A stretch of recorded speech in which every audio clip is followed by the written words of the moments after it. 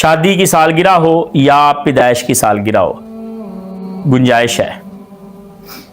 جس دن آپ کی پیدائش ہوئی ہے اس دن خوشی منانا درست ہے، جس دن آپ کی شادی ہوئی ہے اس دن کی خوشی منانا درست ہے، جس دن نبی علیہ الصلوۃ والسلام دنیا میں آئے ہیں اس دن کی خوشی منانا درست ہے، آپ کے والدین جس دن دنیا میں آئے ہیں اس دن کی خوشی منانا درست ہے۔ لیکن خوشی منانے کے طریقے نبی علیہ الصلوۃ والسلام نے بتا دیے۔ حضور سوموار کا روزہ رکھتے تھے، صحابہ نے پوچھا جی آپ سوموار کا روزہ کیوں رکھتے ہیں؟ نبی علیہ الصلوۃ والسلام نے فرمایا میں سوموار کا روزہ اس لیے رکھتا ہوں کہ سوموار والے دن میری پیدائش ہوئی۔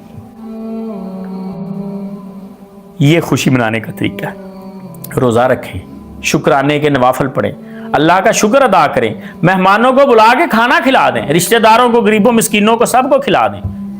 لیکن غیر مسلموں سے امپورٹ کرنا کوئی طریقہ، کیک کاٹنا، لائٹیں لگانا، ہیپی برتھ ڈے، یہ سب عیسائیوں سے امپورٹ کیا گیا۔